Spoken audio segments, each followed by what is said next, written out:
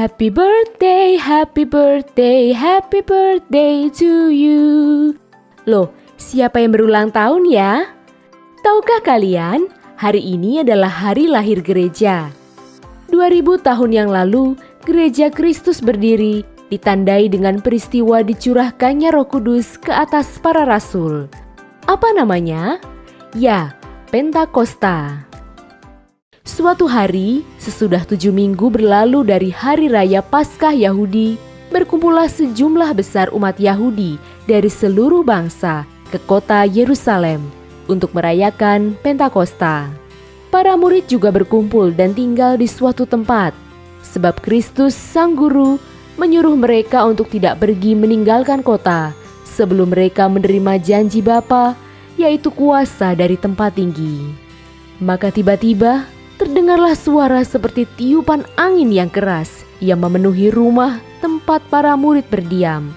Lalu nampaklah seperti lidah-lidah api yang bertebaran dan hingga pada masing-masing mereka. Mereka mulai berkata-kata dalam bahasa-bahasa lain sesuai dengan yang dikehendaki Roh Kudus bagi mereka. Orang-orang lain yang mendengar suara gemuruh angin itu lalu berkerumun, dan ketika melihat para rasul berbicara, mereka tercengang dan heran. Mereka bertanya satu sama lain, "Bukankah mereka semua yang berkata-kata itu orang Galilea? Bagaimana mungkin mereka berkata-kata dalam bahasa kita sendiri, yaitu bahasa yang kita pakai di negeri asal kita? Apa artinya semua ini?" Tetapi yang lain mengatakan bahwa para rasul ini mabuk oleh anggur. Lalu Petrus berdiri dan dengan suara nyaring bersaksi bahwa Yesuslah Sang Mesias. Ia menyatakan isi kitab para nabi dan nubuatan-nubuatan yang telah tergenapi. Mereka yang mendengarnya terharu, lalu memberi diri mereka dibaptis. Hari itu kira-kira 3.000 orang diselamatkan. Mereka semua bertekun dalam pengajaran rasul-rasul dan dalam persekutuan, dan mereka selalu berkumpul untuk memecahkan roti dan berdoa. Dan tiap-tiap hari Tuhan menambah jumlah mereka dengan orang yang diselamatkan. Pentakosta merupakan salah satu dari 12 perayaan gereja Ortodoks yang dirayakan 50 hari sesudah Paskah atau 10 hari setelah kenaikan Tuhan, sesuai dengan arti kata Pentikosti yang adalah ke-50. Tahun ini Pentakosta jatuh pada tanggal 7 Juni menurut kalender Julian atau 20 Juni menurut kalender Gregorian. Seperti biasa, bukan sekolah minggu gereja Ortodoks namanya kalau kita tidak belajar tentang ikon. Maka dari itu, yuk kita simak. Ikon Pentakosta menampilkan figur para rasul yang menerima pencurahan Roh Kudus. Mereka berjumlah 12 yang melambangkan ke-12 rasul. Mereka duduk sejajar, yang artinya tidak ada rasul yang lebih berkuasa daripada yang lain. Di bagian kanan ada Paulus, Yohanes, Markus, dan rasul lainnya, dan di bagian kiri ada Petrus, Matius, Lukas, dan rasul lainnya. Seperti ikon kenaikan Tuhan yang dibahas minggu lalu, secara historis, sebenarnya Paulus juga tidak ikut serta dalam peristiwa ini. Ia masih menjadi Saulus dan belum bertobat. Tetapi, fungsi ikon bukanlah untuk menggambarkan peristiwa secara historis saja, namun lebih kepada ajaran iman dan simbol teologis. Ikon yang juga merupakan jendela surgawi mengatasi ruang dan waktu, menggambarkan Paulus yang hadir secara mistika dalam Pentakosta. Paulus dan Petrus digambarkan duduk di tengah, sedikit lebih besar dari yang lainnya, simbol pemimpin para rasul. Selain itu, ada pula Markus dan Lukas yang digambarkan dalam ikon ini.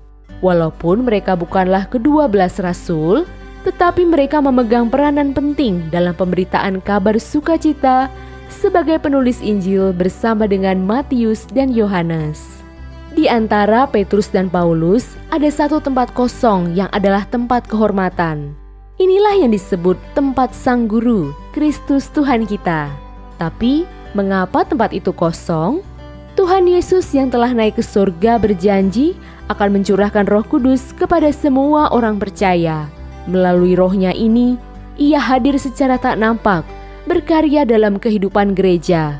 Jadi, walaupun tak terlihat secara fisik, Tuhan kita tetap memimpin umat-Nya dengan kuasa ilahi. Di bagian atas ada mandorla yang adalah cahaya kemuliaan Sang Roh Kudus dengan 12 garis cahaya mengarah ke bawah, melambangkan karunia roh yang beraneka ragam. Kalau kita perhatikan, para rasul duduk dengan cara yang berbeda-beda, tetapi mereka nampak harmonis dan teratur. Kita sebagai anggota gereja diberi karunia dan talenta yang berbeda-beda oleh Roh yang satu.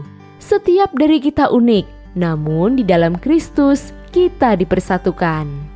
Di bawah kaki para rasul ada figur seorang raja yang sudah tua. Ia disebut Kosmos. Ia melambangkan umat manusia yang ada di dunia.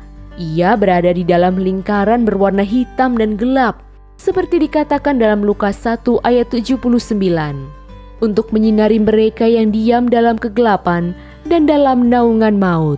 Itu artinya, manusia yang hidup dalam dunia yang gelap ini membutuhkan terang Injil dari para rasul agar mereka dapat keluar dari kegelapan dan bayangan maut. Mahkota yang ia kenakan adalah simbol kekuasaan duniawi yang sesungguhnya tak dapat dibandingkan dengan kemuliaan surgawi. Sosok raja ini wajahnya tua, menyimbolkan kehidupan dunia ini yang lama-kelamaan menjadi tua dan akhirnya mati. Di tangannya ada seutas kain dengan sekumpulan gulungan kitab yang melambangkan ajaran para rasul. Sehingga dapat diartikan bahwa turunnya Roh Kudus tidak hanya menaungi para murid saja, tetapi juga menyebar sampai ke pelosok dunia yang gelap. Dalam ikon versi lain, di belakang para rasul terdapat sebuah menara. Ini mengingatkan kita pada menara Babel. Manusia pada zaman dulu membangun menara untuk mencapai surga. Tetapi karena kesombongan mereka, Allah memporak-porandakan manusia dengan mengacaukan bahasa mereka. Sebaliknya, melalui hari Pentakosta ini, Allah melalui Roh-Nya yang kudus mempersatukan manusia melalui bahasa, sehingga banyak orang dari segala bangsa dapat mendengar dan mengerti berita Injil. Ini artinya, melalui Roh Kudus, kita yang walaupun berbeda ras dan bahasa menjadi satu suara memuliakan Allah Sang Tritunggal. Melalui menara rohani yang baru yang adalah gereja, kita dipersatukan. Demikianlah penjelasan mengenai ikon Pentakosta. Mohon dipelajari dan selalu diingat ya.